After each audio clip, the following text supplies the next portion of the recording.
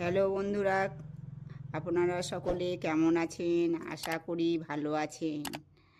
আজ আমি আপনাদের জন্য আবার একটি নতুন রান্না ঝুলি এপিসোড নিয়ে চলে এসেছি। আজ আমি খাসির মাংস রান্না রেসিপির সঙ্গে মাংস সংক্রান্ত একটি গল্প নিয়ে এসেছি। আপনারা রান্না দেখুন এবং গল্পটা শুনুন। এই গল্পটি একটা বীরভূমের গল্প। গল্পের নাম হচ্ছে রক্তমাখা ছায়া শরীর। বীরভূমে বনের মধ্যে একটা অজয় নদীর পাড়ে এক সদানন্দ বলে লোক বাস করত। সে পেশায় কসাই ছিল।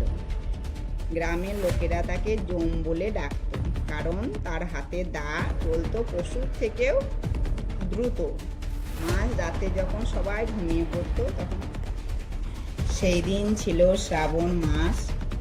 সদানন্দ তার চালাঘরে বসে দা ধার দিচ্ছিল। হঠাৎ চালার ওপর টুকটাক শব্দ শুনতে পেল। তখন সদানন্দ একটা টর্চ জ্বালিয়ে দেখলো চালার উপরে একটা বিশাল আকৃতির বাদুড় নাকি ঝুলে আছে। তখন তার ডানার ঝাপটায় বাতাসে গন্ধ বদলে গেল। সদানন্দ ভয় পাওয়ার পাত্র নয়। সে ধমক দিয়ে বলল, কে রে উপরে, নিচে নাম। ছাদ থেকে নিচে নেমে এলো একটা দীর্ঘকায় পুরুষ। তার গায়ে চামড়া ফ্যাকাশে সাদা, তার শরীরে এক ফোঁটাও রক্ত ছিল না। লোকটা পরনে কোনো পোশাকও ছিল না, কেবল কোমরে একটা ছাল জড়ানো ছিল। তার নখগুলো ছিল লম্বা ধারালো। লোকটি হাসলো। তার হাসিতে বেরিয়ে এলো করাতের মতো দাঁত। সে বলল, সদানন্দ, আজ রাতে আমি তোর সাথে বাজি ধরতে এসেছি।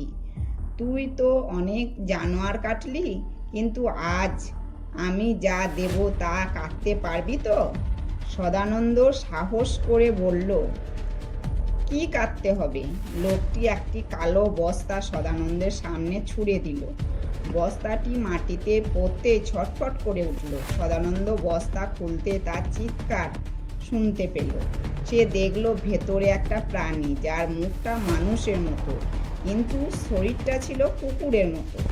প্রাণীটি মানুষের গলায় আর্তনাদ করছে। সদানন্দ তখন থরথর করে কাঁপতে লাগলো। লোকটি বলল, ভয় পাস না, এটাকে কাটলে তুই এমন মাংস পাবি যা কোনোদিন দেখিসনি। এই মাংস খেলে মানুষ অমর হয়, কিন্তু একটা শর্ত আছে, কাটার সময় যেন এক ফোঁটা রক্ত মাটিতে না পড়ে। যদি পড়ে তবে তুই খাঁচায় যাবি, আমার খাঁচায়। তখন বলছে, লোভে সদানন্দ চোখ চকচক করে উঠল। সে তার ধারালো দা নিয়ে তৈরি হলো, কিন্তু প্রাণীটি যখন টোপ খেতে যাবে তখন সে মানুষের ভাষায় বলতে লাগলো, সদানন্দ, আমায় মেরো না, আমি তোমার আগের খদ্দের ছিলাম, যে তোমার থেকে সস্তায় মাংস কিনেছিল। সদানন্দ এক মুহূর্তের জন্য থমকে গেল, কিন্তু পরক্ষণে সে কোপ বসালো। আর ঠিক তখন এক অদ্ভুত কাণ্ড ঘটল। কোপ বসানোর সাথে সাথে প্রাণীটির শরীর থেকে কোনো রক্ত বের হলো না, বরং ক্ষতস্থান থেকে হাজার হাজার কালো পোকা বেরিয়ে সদানন্দের শরীরকে আঁকড়ে ধরল। সদানন্দ তখন চিৎকার করে উঠল, বলল লোকটি তখন তার আসল রূপ ধরল। তার পিঠ থেকে দুটি বিশাল ডানা বেরিয়ে এলো এবং অট্টহাসি হেসে বলল, রক্ত তো পড়েনি সদানন্দ, কিন্তু তোর ভেতরে লোভে রক্ত বইছে। আজ থেকে তুই হবি এই খাঁচার বাসিন্দা।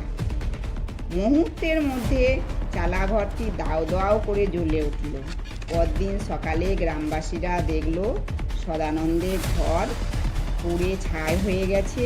সেই পোড়া ছায়ের মধ্যে সদানন্দের কোনো হাড়গোড় পাওয়াও যায়নি, কেবল মাটির উপর পড়ে আছে তার দাখানা। তখন দেখলো হাতল থেকে টকটকে তাজা রক্ত ছুঁয়ে পড়েছিল। গ্রামে বয়স্করা আজও বলে, বর্ষা রাতে যখন অজয় নদীর পাড়ে বৃষ্টি পড়ে তখন সদানন্দের সেই পোড়া ভিটে থেকে নাকি একটা তীক্ষ্ণ আর্তনাদ শোনা যায়। যেন কেউ এখনও মাংস কাটার চেষ্টা করছে আর তার নিজের শরীরটা কেউ কেটে চলেছে। আপনাদের যদি এই ভিডিওটি ভালো লেগে থাকে তাহলে অবশ্যই আপনারা চ্যানেলটা লাইক করুন, কমেন্ট করুন, সাবস্ক্রাইব করুন। ধন্যবাদ বন্ধুরা এই ভিডিওটি দেখার জন্য।